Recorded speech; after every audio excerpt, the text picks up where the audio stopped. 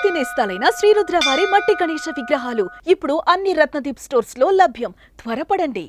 Suman TV ప్రేక్షకులకి నమస్తే. వినాయక చవితి అనగానే ప్రతి ఒక్కరింట సందడే. ఇది మా ఇంట్లో ఉందా పద్ధతి, ఇది మా ఇంట్లో లేదా పద్ధతి అనేది ఏదీ లేకుండా ప్రతి ఒక్కరూ ఉన్న స్థాయికి తగ్గట్టుగా వాళ్ళు ఏ వినాయకుడిని అయితే ఆ వినాయకుడిని ఇంట్లో పెట్టుకొని వాళ్ళతో అయినంత వరకు గొప్పగా ఘనంగా చేసుకునే గొప్ప పండగ 11 రోజుల పండగ వినాయక చవితి. ప్రతిసారి వినాయకుడి యొక్క పూజా విధానము, వినాయకుడికి పూజ ఎవరు చేయాలి, ఎందుకు చేయాలి, ఇవన్నీ విషయాలు ఇప్పుడు కూడా మీకు యూట్యూబ్లో ఎక్కడంటే అక్కడ దొరికిస్తాయి. కానీ ఈరోజు మేం మాట్లాడబోయే విషయము చాలా డిఫరెంట్.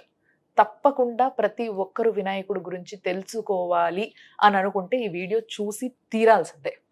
దానికోసమే ఈరోజు నా ముందున్నారు గురువు గారు అయ్యపు శ్రీకృష్ణ సుధి.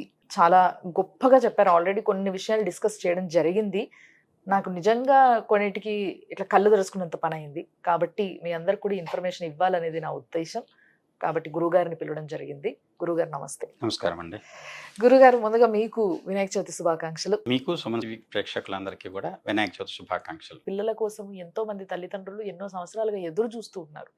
అంటే ఈ రోజుల్లో లైఫ్ స్టైల్ వల్ల దేని వల్ల చాలా ప్రాబ్లమ్స్ వస్తున్నాయి.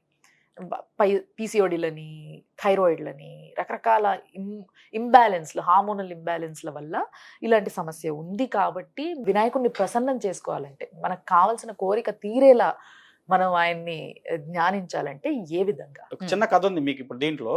అంటే ఇప్పుడు అప్రస్తుతమైన దత్తాత్రేయ స్వామి అవతారంలో నరసింహ సరస్వతి అవతారం విశేషంగా చెప్తారు. గురు చరిత్రలో వస్తుంది.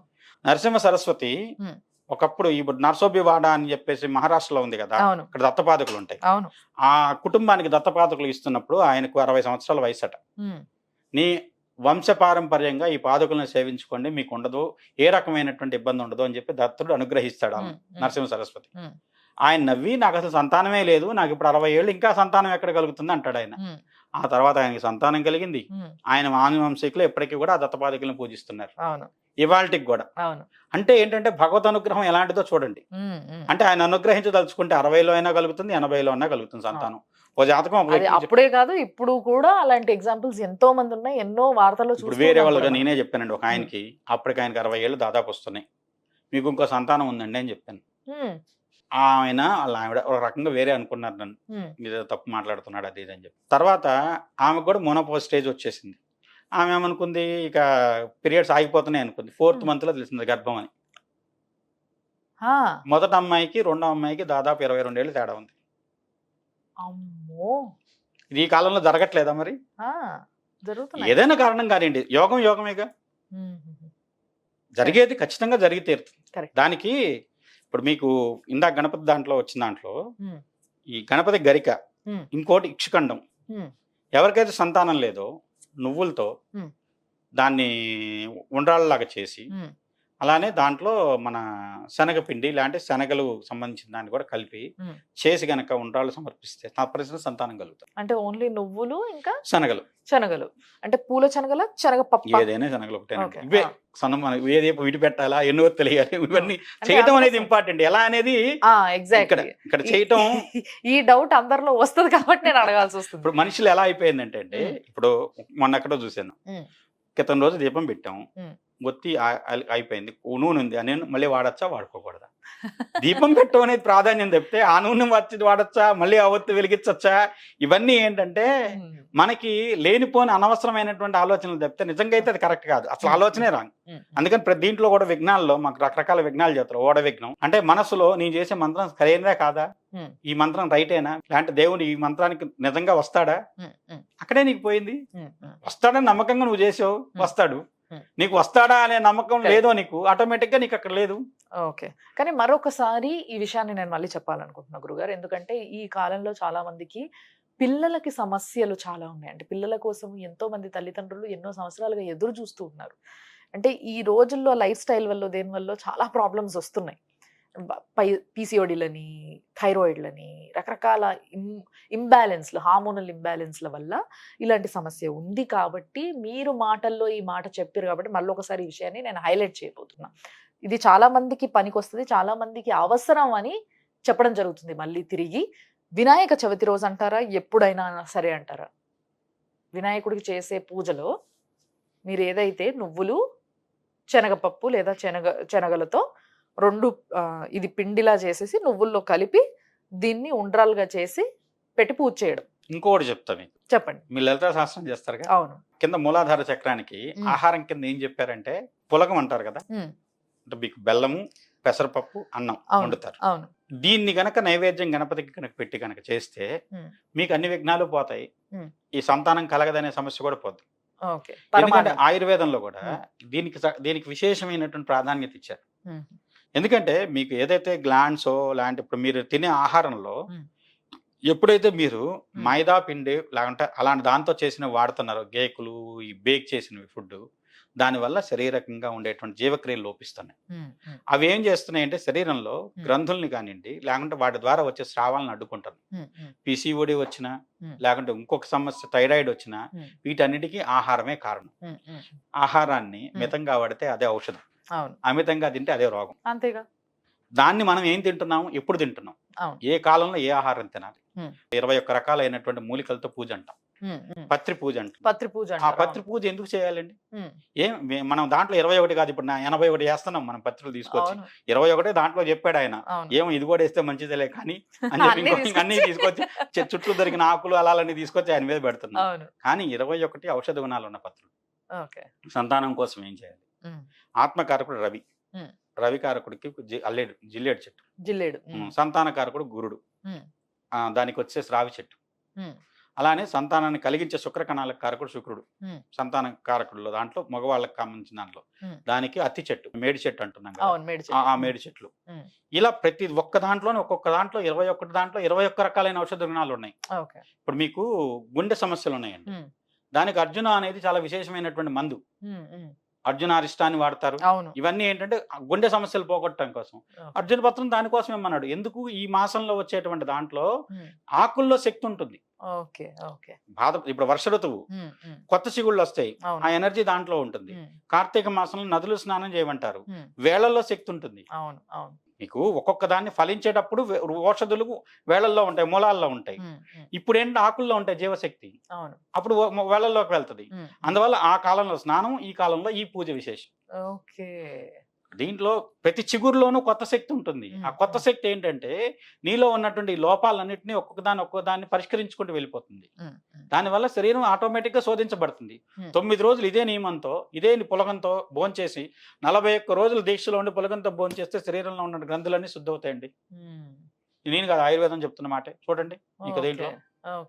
ఎందుకంటే ప్రతిదానికి ఆహారానికి ఒక విశేషం ఉంది. దీంట్లో ఏ ఆహారం తినాలి? ఇప్పుడు చిత్రాన్నం, పులిహోర ఎందుకు చేయాలి? ఈ చక్రాన్ని యాక్టివేట్ చేయడానికి. పరమాణం ఈ చక్రాన్ని యాక్టివేట్ చేయడానికి, తద్యానం ఈ చక్రాన్ని యాక్టివేట్ చేయడానికి, హృదయ చక్రాన్ని. ఈ మీరు నేను చెప్పేది లలితా శాస్త్రం చేస్తున్నారుగా చాలా మంది. మూలాధారం భుజారూఢ పంచవక్త్రాక్ష సంకిత అంకుశాది ప్రహరణ వదాది నిషేవిత ముద్గోధన శక్తిత సాకిన్యంబా స్వరూపిణి.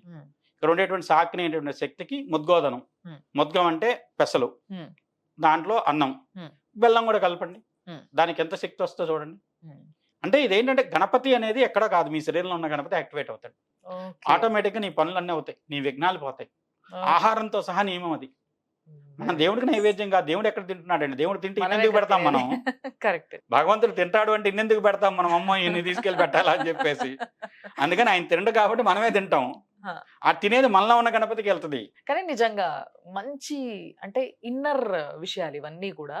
చాలా మంది పూజా విధానాలు అడుగుతారు, పూజ ఎట్లా చేయాలి, ఏ పత్రి పెట్టాలి సార్ అన్నట్టుగా. ఇందాక గురుగారు చెప్పినట్టుగా ఇది ఇట్లే పెట్టాలా అట్లే పెట్టాలా కాదు, నీలో ఫస్ట్ చెయ్యాలి అన్న ఒక ఇది రావాలి, ఒక సంకల్పం తీసుకోవాలి. అక్కడి నుంచి మొదలయ్యేది పూజ. దాన్ని ఏ విధంగా చేయాలి, ఎందుకు చేయాలని తెలుసుకొని చేస్తే ఇట్లా చెయ్యాలా అట్లా చెయ్యాలా, ఇది ఉండాలా ఇది వద్దా, ఇది వేయించాలా ఇది ఉడకబెట్టాలా అనేటివి రావు. దీపారాధనలో ఏ నూనె వేయాలి, ఎలా వేణి ఒత్తులు వేయాలి. ఇంకోటండి, ఇది నేను మీకు చెప్తున్నది, యో దూర్వాంకురై జజతి సవైశ్రవణోపమభవతి. గణపతి ఉపనిషత్తు లాస్ట్ లో గరిక పోచలతో కనుక హోమం చేస్తే కుబేరుడంత ఐశ్వర్యం ఇస్తాడట. యో దూర్వాంకురై జజతి సవైశ్రవణోపమభవతి. యో లాజేర్ జజతి సయుషోవాన్ భవతి. లాజాలంటే పేలాలు, వరి పేలాలు ఉంటాయి కదా, వాటితో కనుక హోమం చేస్తే సయుషోవాన్ కీర్తి ప్రతిష్టలు. యో మోదక సహస్రేణ జతి Hmm. 1000 ఉండ్రాళ్ళతో హోమం చేస్తే Hmm. యో సహస్రేణ సవాంఛిత ఫలం అవాప్నోతి. ఏ కోరిక ఉంటే ఆ కోరిక నెరవేరుస్తాడు. అది Hmm. గణపతి స్వయంగా చెప్పిన మాట అని చెప్తారు. ఓకే. గణక ఋషి నిత్యుత్ గాయత్రి ఛంద. ఆయనే ఋషి, ఆయన దానికి పూజకి ఆయనే నాకు పూజ ఎలా చేయాలని చెప్పి వినాయకుడే స్వయంగా చెప్పుకున్నది. ఓకే. ఆయన చెప్పింది గరికతో పూజించండి, లేదంటే గరికతో హోమం చేయండి. Hmm. గరికతో హోమం చేస్తే కుబేరుడు లాంటి ఐశ్వర్యం ఇస్తాడు. Hmm. ఒకటి Hmm. సంపద కావాలనుకున్న వాళ్ళు గణపతిని పూజించడానికి గరిక. Hmm. అలానే వచ్చేసి పేలాలు, Hmm. దాంతో హోమం చేయండి, లేదంటే దాంతో పూజ చేయండి. Hmm. ఇప్పుడు పేలాలు ఏదో తప్పు కాదండి. Hmm. అంతకు ముందు రోజుల్లో మీరు రామాయణం కనుక చదివితే Hmm. రాముడు ఎప్పుడైతే తను సీతాదేవిని పరిణయమాన్ని వచ్చిన అయోధ్యలో ఎప్పుడు వచ్చినా కూడా Hmm. పేలాలే చల్లేవాళ్ళు రోడ్డు మీద ఆయన వెళ్తుంటే దారి Okay. పొడుగుతా. మీరు Ah. రామాయణ వాల్మీకి రామాయణంలో ఉంటుంది చూడండి, ఆ, ఆ. అంటే పేలాలతో స్వాగతం పలికేవాళ్ళు చల్లుతూ ఇలా. ఇప్పుడు పేలాలంటే తప్పు పడతారు అందరూ. అవును. కాకపోతే అది శుభంకే వాడేవాళ్ళు. ఓకే. యో లాజేర్యది Hmm. స యశోవాన్ భవతి. సో ఎటువంటి ఆలోచన లేకుండా పేలాల్ని ఇప్పుడు వాడొచ్చు మనం. విశేషంగా పూజలు. భగవంతుడికి ప్రీతి. Okay, ఇప్పుడు మీకు okay. అష్టద్రవ్యాలతో గణపతి హోమం చేస్తామండి, Hmm. పేలాలు లేకుండా అష్టద్రవ్యాలు ఎక్కడి అసలు నుంచి చేయరు. వస్తాయి? అవును, కరెక్ట్. అంటే గణపతి హోమానికి ఇవి ప్రాధాన్యం. తర్వాత చెరుకు ముక్కలు, Hmm. ఇక్షుకండార్పణ ప్రీతాయ నమః గణపతి అష్టోత్తరంలో వస్తుంది. Hmm. ఇష్యుకండం, చెరుకు ముక్కలతో హోమం చేయండి, అన్ని కోరికలు తీరుతాయి.